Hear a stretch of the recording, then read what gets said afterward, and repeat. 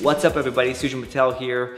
Today I want to talk to you about content marketing in 2019, specifically around content promotion, which I think is still the most important part of the content marketing element, because you create the most awesome piece in the world and no one sees it, guess what happens? Nothing. Exactly. So you don't want that to happen, you gotta do content promotion. Here's 7 different things that I think you can do today. First and foremost is to identify influencers in your space. This sounds familiar because I've been saying this for the last 4 freaking years and still people don't do this.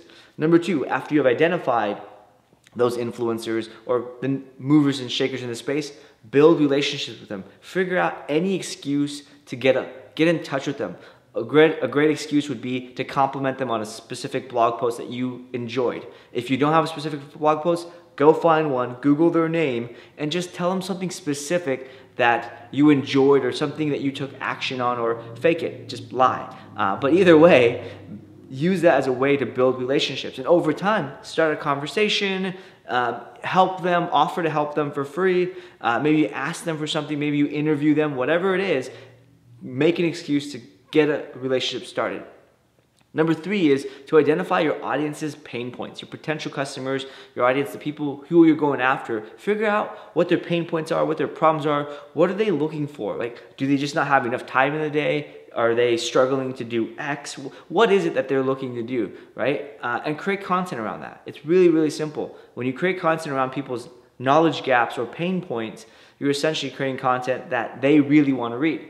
All right, number 4, identify knowledge gaps and cross-reference that with high-volume search keywords. So for example, let's say you're going after people in the sales space, like we are at Mailshake. Well, what are our salespeople? Let's define that. Let's say we're going after a sales development representative. What are their knowledge gaps? Now, when you cross-reference a SDR's knowledge gap with high-volume search keywords, what you're essentially doing is finding the biggest opportunities based off the volume and knowledge gaps that they have, and ultimately the biggest knowledge gap and the highest volume is going to get you the most exposure.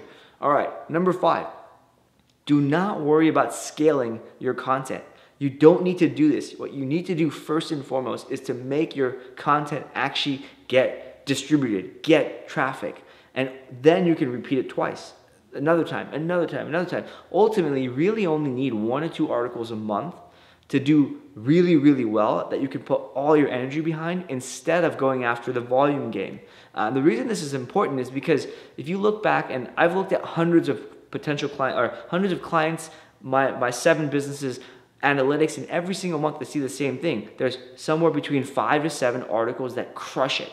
We create lots of content. We've created hundreds of articles in a year, yet only 5 to 7 get the most traffic. All the other ones don't even get a blip on the radar. So instead of focusing on creating dozens of pieces of content every month, or even 4 or 5, focus on 1 or 2 that can get those top articles in your analytics. That means you got to put a lot more energy behind the promotion. And when you have less content to produce, you can focus on that promotion side. All right, number 6, use Facebook ads, use QPromote, answer questions on Quora, use paid ads to just get a little bit of traffic. Sometimes all you really need is to get that ball rolling, to get somebody to see it, to get engaged, and that will help kind of facilitate some things. Now, you combine the Facebook ads and QPromote, which would get it out on Twitter and get influencers to share it, with doing outreach to these influencers, and now you have content that gets shares, some engagement, and you've got influencers engaging it. Now, a quick, easy way to engage your influencers, going back to the first tip, is maybe you ask them after your article is done to contribute a quote to it, or you make it easier for them. You maybe take a quote they've said and said, hey, I'm going to add it to here, and you let them know. Very, very easy things to do, yet so many people don't do it. All right, enough about that. Number 7, and the last thing, is to ask readers questions. Force them to engage. What I mean by force them to engage is, like, you have an email list. Maybe people are at your site for a reason. Ask them a question. Pop up a poll. In your emails, maybe you end it with the question so you can get feedback back. Or maybe your subject line has a question. Ultimately, communicating with your readers is a two-way street.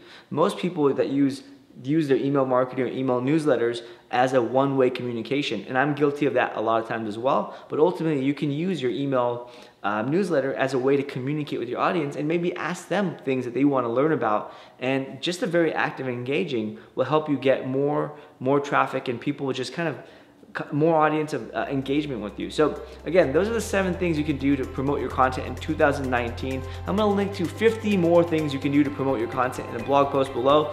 So be sure to check that out. And if I missed something, let me know what you're doing. I wanna know what you're doing to promote your content so I can include it in my marketing stack. All right, take care until next time, and leave a comment below.